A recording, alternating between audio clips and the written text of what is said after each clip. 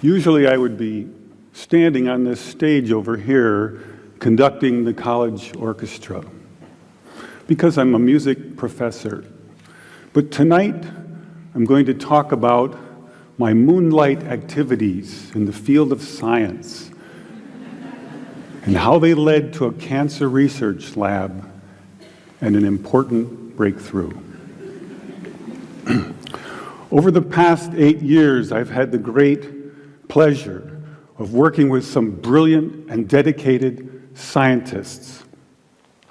They were very open-minded, and we had a common dream that in the future, children would not have to suffer from cancer or from the terrible side effects of toxic drugs or radiation, because we believed there just had to be a better way. There had to be a better way, and we think we may have found it. A scientist said, "You're killing more cancer cells than as if you had used radiation." That same scientist went on, "If you had spent millions of dollars developing a new drug that killed this many cancer cells, it would be a home run." This was an astonishing thing to hear, especially for a music professor who had just completed his first experiments in a cancer lab. But we didn't use any radiation. We didn't use any drugs. So what did we do? I have here two identical tuning forks, both tuned to the note A, the note an orchestra tunes to. These forks are both made to vibrate 440 times per second. We say their frequency is 440 hertz. If I tap this fork, putting little pulses of energy into it, the second fork will also vibrate in sympathy. And if I silence this fork, we just may hear the other singing its tone.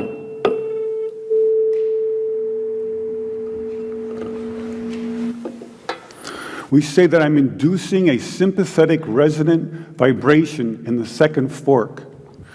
It only works because both forks are tuned to the exact same frequency. Now, many of us have seen this very charming young man on the internet who shatters crystal glasses with his powerful voice. But if you watch him carefully, you'll see that first he taps the glass with his finger and listens. The glass sings its natural resonant pitch. Then he takes a deep breath and sings a loud, long note. He induces a resonant vibration in the crystal glass. The vibration grows larger and larger and larger until the glass is shattered. On the other end of the scale, we have a giant bridge made out of concrete and steel, a suspension bridge, the Tacoma Narrows Bridge. Cars and trucks and buses are going over it every day. And unfortunately, where they built this bridge, there was a steady wind blowing across it. And one day this wind induces a small vibration in the bridge, hardly noticeable.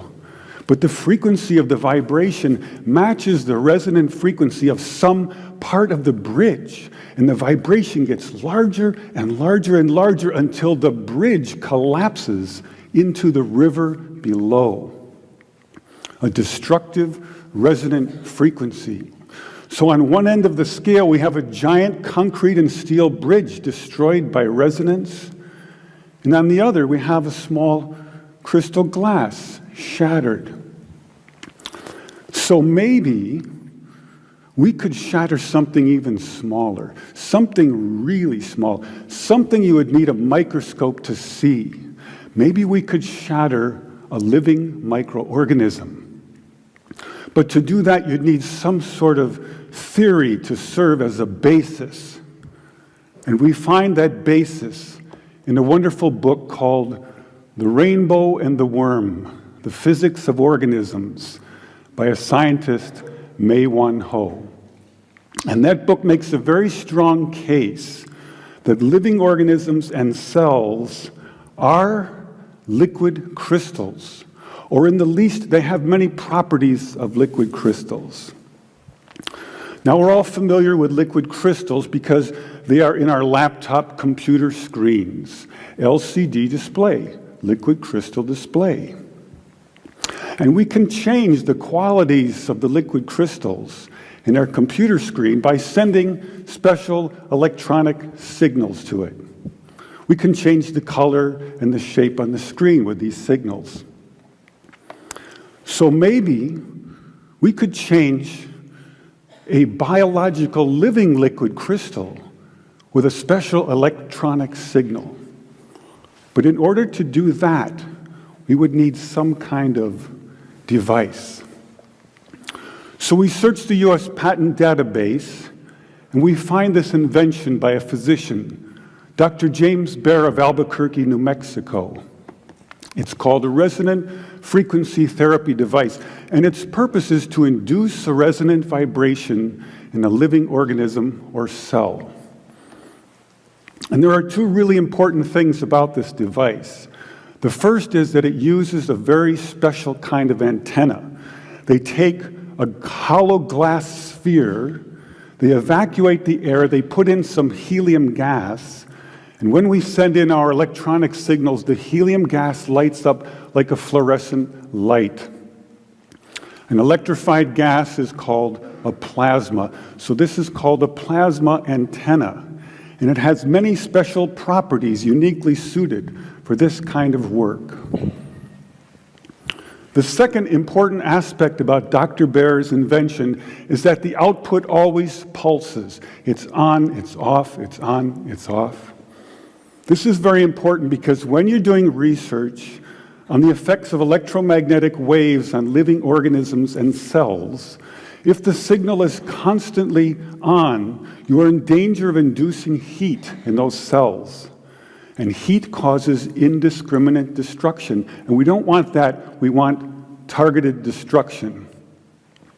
So we don't have to worry about heat. And now we go to the biology laboratory and we take Dr. Baer's device, and the hunt begins through a microscope for a frequency which will shatter a living microorganism. Now we have a method of controlling Dr. Baer's device by an input control frequency. So if I put in, say, 100 hertz, out will come 100 pulses per second. If I put in 200 hertz, we'll get 200 pulses. So now we're searching for the magic frequency. And we start with 100 hertz, and we look through the microscope to see if anything's happening. We watch for 5 minutes. Nothing happens. So we try 101 hertz. We look through the scope for 5 minutes, and nothing happens. So we try 102, 103, and so on. Over the course of 15 months, we try hundreds and hundreds of frequencies, if not thousands, until we find the magic combination. The answer is you have to have two input frequencies, one low, one high, and the higher frequency must be 11 times the lower. It's what we musicians would call the 11th harmonic. And when we add the 11th harmonic, we begin to shatter microorganisms like a crystal glass. These are the first videos taken. We showed these videos to our friends in the biology department.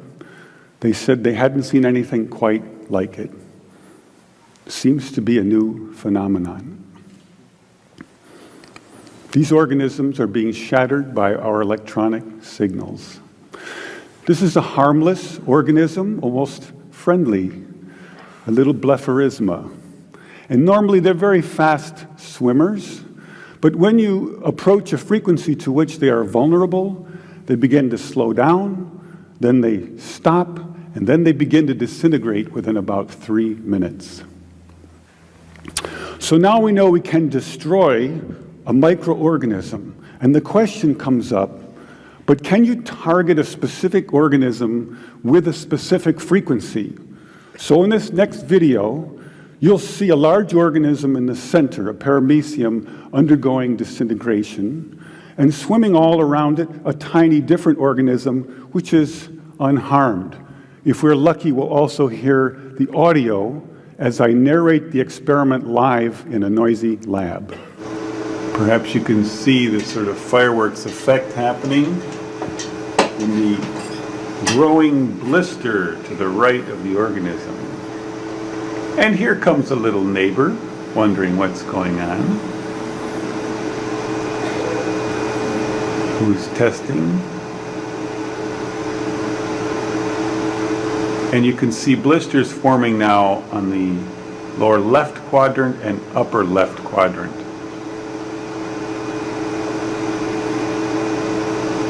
The shape is now changing. And a major explosion out the top. So now we have some evidence that we can target specific microorganisms with specific frequencies. And we make several more videos, and we film the destruction of hundreds of microorganisms. And about this time, we meet a cancer researcher, and we show them these videos. And this results in an invitation to spend 4 months in a cancer research lab trying to shatter cancer cells. This is our setup in the lab. You can see the microscope with cancer cells on it. Here's the plasma tube, and here's my little frequency control box. So first we attack pancreatic cancer. Take a good look at this slide, because the next one will look quite different. After we treat these cells, they change their shape and size, and they begin to grow long, rope-like structures out the sides. They look something like antennas. I call them bioantennas, for biological antennas. It's as if the cancer cells are trying to tune in to our signal. It also turns out this is the beginning of a process of destruction for cancer cells. We now know that cancer is vulnerable between the frequencies of 100,000 hertz and 300,000 hertz. So now we attack leukemia cells. Leukemia cell number 1 tries to grow a copy of itself, but the new cell is shattered into dozens of fragments and scattered across the slide. Leukemia cell number 2 then hyperinflates and also dies. Leukemia cell number 3 then tries to make another cancer cell. The new cell is shattered and the original cell dies. But killing a handful of leukemia cells is not enough for a patient. What kind of numbers can we do?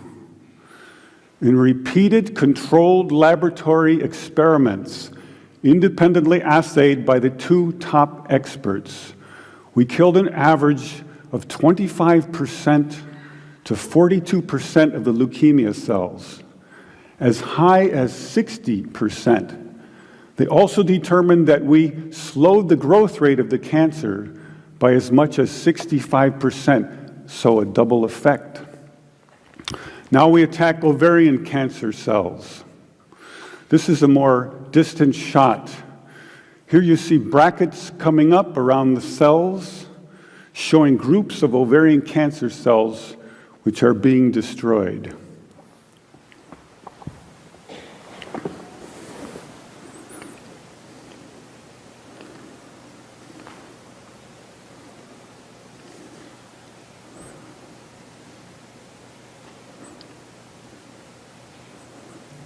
You can see by the end of the video that a great many ovarian cancer cells were destroyed. Now we attack pancreatic cancer once more. In the center of the screen is a clump of pancreatic cancer cells, like a microtumor under the microscope. We turn on our electronic signals, and the tumor shrinks and is broken up. The cells are disconnecting, disaggregating, the opposite of forming a tumor. And some of the cells are destroyed.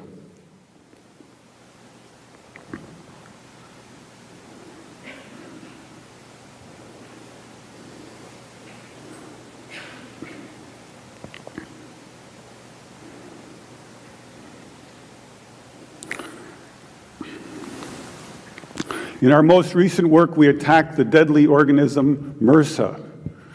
MRSA is particularly dangerous because it's resistant to many common antibiotics. Thousands of people die every year from MRSA.